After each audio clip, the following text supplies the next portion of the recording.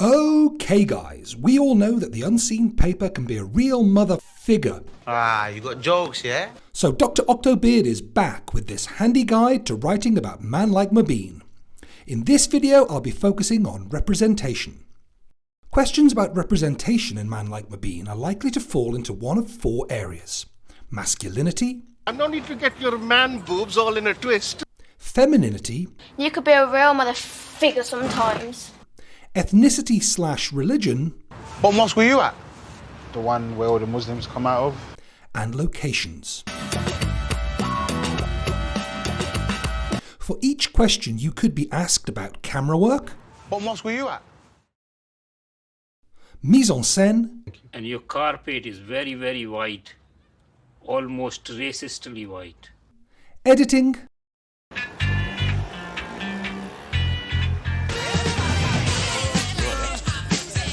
or sound. Oi, listen. What? See some peng milfs. So in this video we'll cover all of these things. If we start by looking at masculinity, the main argument you're likely to make is that Mobeen is quite a feminized male. Nah, I can't do it. It's gonna hurt. When the episode opens, he is plucking his nose hairs in an attempt at personal grooming. This act, combined with other examples of Mobeen being concerned with his appearance, work to construct him as metrosexual, and this compares well with the representation of masculinity in Uptown Funk. In this shot, the angle of the camera with the mirror splits Mobeen into several different facets, perhaps helping to connote how the character has many different identities. You're like a little Mary Poppins who used to sell the hardcore cannabises. Mobeen was once a drug dealer and a violent criminal. Selling drugs, criminal record. Punched your stepdad. You, Mobeen Dean, or scum of the bloody earth. But now he is forced to look after his little sister in more of a maternal role. I wish I had a mommy here sometimes, and not just a brother. Nah, but that's not fair, like. We've discussed this. I can be a mother figure to you. The scene between Mobeen and Uncle Habib gives a good example of mise en scène to connote Mobeen's split identity. Mobeen is making himself a healthy fruit smoothie, possibly in reaction to the fat shaming he experienced earlier on. He is in the kitchen, a stereotypically feminine setting, and is wearing clothing that has more in common with a dress than the masculine chinos and leather jacket outfit of Uncle Habib.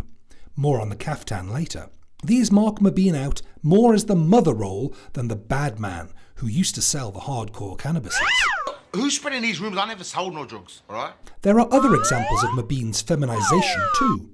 When Habib and Shady meet him, there are numerous references to Mobeen's man boobs. Before I shoot you in the man milks. No need to get your man boobs all in a twist. You can't help, even with your ample bosom. Can't be a mother to her. Not even with those breasticles. And the undertone of the whole episode, Wifey Riddim, is that Mobeen is somehow unable to cope by himself and needs to add a female perspective. I don't know what I'm doing wrong, man, but it's just not working. Maybe she needs a mum, I don't know, man. Even his potential future wife makes fun of him in a feminizing way. How do you feel about having bigger breasts than your wife? But there are examples of Mobeen's masculinity too. We have already heard how he used to be a drug dealer and a violent criminal, and this sort of character might not conventionally be suitable for a sitcom. I would have knocked him spark out. I did. Several times. But he's also a bit of a lad. When he's talking about arranged marriages with Nate and 8, he sexualises women. What? See some peng milfs. You understand what I'm saying? Yeah? Bro, I mean, like, these aunties are outshining their daughters for joke. And seems to suggest that he used to have loads of girlfriends. Look at me. I'm a geezer in his late 20s, living with his little sister, earning 17 grand a year after tax. The girls ain't brawling over your boy anymore. You understand what I'm saying? But he's also critical of this sort of masculinity too. Nowadays, arranged marriage goes down, so you know that your daughter ain't falling in love with a roadman Rashid here, shotting off his 10 bags of weed with his 0-hour contract at Sports Direct.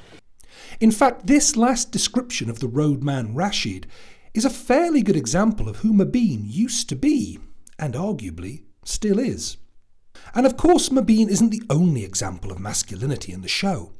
Uncle Habib is represented as something as a sex pest or even a pervert. I ain't taking your advice on women. You're still banned from the swimming pool. That case is still pending.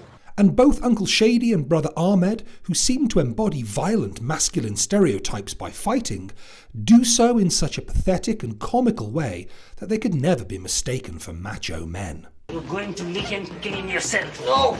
If the men in Man Like Mobeen provide comedy because of their lack of stereotypically masculine traits, the women provide laughs largely because of them. You had no friends. No, it's not that. Listen to what I'm saying. Loads of spots. No, you got to listen to what I'm saying. At least a spot stop people noticing.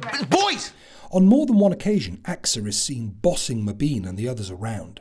If you bothered to check your phone, you'd know. These are good examples of the use of sound, which includes the dialogue spoken by characters, as well as the music and sound effects. What did you do? I knocked one out, and the other one went and grassed me up. There is even the suggestion, when Axa texts Mobeen and asks him to buy her a copy of Teen Now magazine, that she is deliberately pranking him.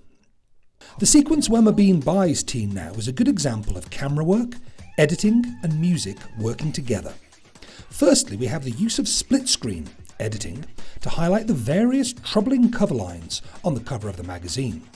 Showing them all at once in split screen helps to emphasise how sexualising they are of teen girls, as well as draw our attention to what Mobeen is looking at. What the hell is this? They are, in fact, 3 point-of-view shots, all rolled into one. The music, much of it taken from the X-CD series, link in the comments, helps to anchor the sexualisation by suggesting that it is the teen girls who should be shaking their booties. What the hell is this? But Axa isn't the only domineering female in the episode. Khadija dominates both the conversation and Mobeen during his interview. This can be seen in the use of sound. When Khadija asks Mobeen what he thinks of women, there is an awkward, expectant silence that seems to demand Mobeen answer and make a fool of himself in the process. If I weren't a man, I'd be a woman. Khadija is also the one driving the conversation. I would have knocked him spark out. I did. Several times. That's why he went back to Pakistan. So you think violence is a way to resolve things? No, I didn't say. So you have a criminal record. I don't have a criminal record. Allah is watching. I do have a criminal record. What were you in jail for specifically? He killed people. The final representation of women in the episode can be seen in the values suggested by arranged marriage. Stereotypes of arranged marriage include the idea that it is something done to women by men, usually their fathers.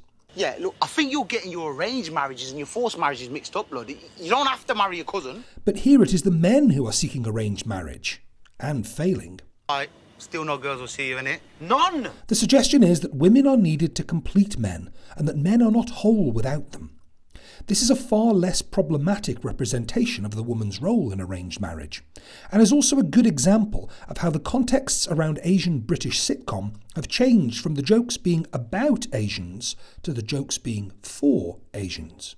You are telling me there might be a job here? Ah, there is. Yeah.